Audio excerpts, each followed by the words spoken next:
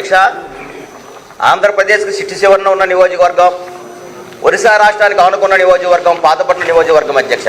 అయితే మా నియోజకవర్గం వెనుకబడింది, తలసరి ఆదాయంలో కూడా వెనుకబడిన నియోజకవర్గం అధ్యక్ష. దానికి కారణం అది నేను చెప్పకూడదు. దానికి కారణం వెనుకబడిన నియోజకవర్గం కాదు అధ్యక్ష, వెనక్కి నెట్టబడిన నియోజకవర్గం అధ్యక్ష.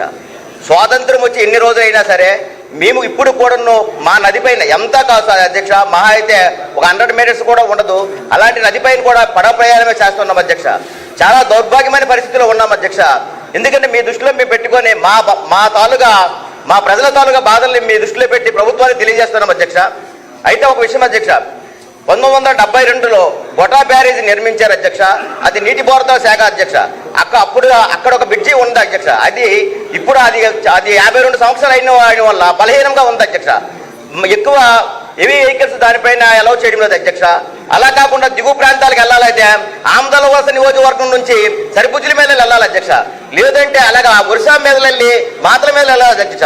దయదలిసి హెవీ వెహికల్స్ రావాలని అనుకుంటే తప్పనిసరిగా మీరు దానికి ప్యారలల్ గా ఇరమండలము టు భగీరథపురంలో ఒక బ్రిడ్జి నిర్మించవలసిందిగా కోరుతున్నాను అధ్యక్ష. అది వంశధార నదిపైన అధ్యక్ష.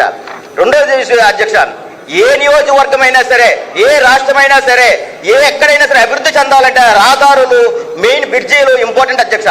మేము తలసరి ఆదాయంలో వెనుకబడడానికి గల కారణము ఇదే మెయిన్ ఇంపార్టెంట్ అధ్యక్ష.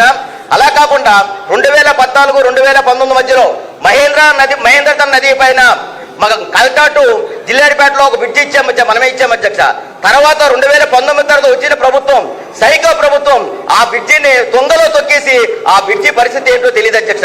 మనం 2019లో మన ప్రభుత్వం ఉన్నప్పుడు శంకుస్థాపన కార్యక్రమం కూడా చేశాం అధ్యక్ష. దయదలిసి తమ ద్వారా ప్రభుత్వానికి విన్నవించుకుందనంటే మళ్ళీ దాన్ని రీటెండర్ పిలిచి ఆ బ్రిడ్జిని కట్టవలసిందిగా కోరుకుంటున్నాను అధ్యక్ష. ఇంకా రెండోది అధ్యక్ష, మెయిన్ ఇంపార్టెంట్ మూడవది పాతపట్నం అధ్యక్ష. పాతపట్నము ఒక మేజర్ పంచాయతీ అధ్యక్ష, పాతపట్నం నియోజకవర్గ హెడ్ క్వార్టర్ అధ్యక్ష. అయితే మా దౌర్భాగ్యం ఆ మేజర్ పంచాయతీలో సుమారుగా 30,000 నుంచి 40,000 మంది నివసిస్తున్నారు అధ్యక్ష. మధ్యలో మహేంద్రతనే నది వెళ్తుంది అధ్యక్ష. ఒక సైడ్ గోపాలపురం, ఒక సైడ్ పాతపట్నం అధ్యక్ష. అక్కడ కూడా ఇప్పటి వరకు కూడా అక్కడ బ్రిడ్జి లేదు అధ్యక్ష. ఇప్పుడు కూడా మా ప్రాబ్లం ఏంటంటే రైల్వే బ్రిడ్జి పైన నడుస్తున్నాం అధ్యక్ష. మొన్న గౌరవ సీఎం గారు ఒక విషయం, మొన్న సైక్లోన్ ఎఫెక్ట్ లో ఆ ఊరు ముంచేస్తుంది వెళ్ళమని చెప్పారు అధ్యక్ష. మేము వెళ్ళామని రైల్వే బ్రిడ్జి పైన ఉన్నాం అధ్యక్ష. ట్రైన్ వస్తుంది అధ్యక్ష. నేను అనుకున్నాను అధ్యక్ష, పాతపట్నం కూడా ఉప ఎన్నిక వస్తుంది గ్యారంటీ అనుకున్నాను. ఎటు పరిగెట్టాలో తెలియడం లేదు. లక్కీ ఏంటంటే వంతెన వెడల్పు తక్కువ కాబట్టి, ఒక 100 మీటర్లు ఉండే వంతెన కాబట్టి వెనక్కి పరిగెట్టాం అధ్యక్ష. అంటే అలాంటి ప్రాణాలు చేతుల్లో పెట్టుకుని నివసిస్తున్న ప్రజలు ఎవరైనా ఉన్నారంటే అది పాతపట్నం నియోజకవర్గ ప్రజల అధ్యక్ష. ఇంకొక విషయం అధ్యక్ష, లాస్ట్ అధ్యక్ష అధ్యక్ష అయిపోయింది. అన్ని విషయాలు ఒకసారే కాదండి, ఉండదు. ఒక్క పిచ్చి ఒకటే బోర్గాం అధ్యక్ష. బోర్గాం విలేజ్ ఉంది అధ్యక్ష. బోర్గాం విలేజ్ కొండకానించుకుని ఉంది, మధ్యలో మహేంద్రతన్ అనేది ఉంది అధ్యక్ష. యువతల సుమారుగా వేలాది ఎకరాల పొలాలు ఉన్నాయి అధ్యక్ష. 5 ఎకరాలు ఉన్నాయి. పంట పండేటప్పుడు మన ప్రభుత్వం ఇచ్చిన గిట్టుబాటు ధర బస్తాకేమో 22,000 రూపాయలు ఇస్తేమో దళారులు వెళ్ళేమో 1700కి 1600 కొంటారు. దానికి కారణం ఏంటంటే రవాణా సౌకర్యం లేకపోవడము. అంటే ఏమంటే నది అవతల ఉండడం వల్ల దళారులు దాన్ని క్యాచ్ చేసుకుంటారు. దయచేసి బోర్గానికి కూడా ఒక బ్రిడ్జి ఏర్పాటు చేయవలసింది అధ్యక్ష.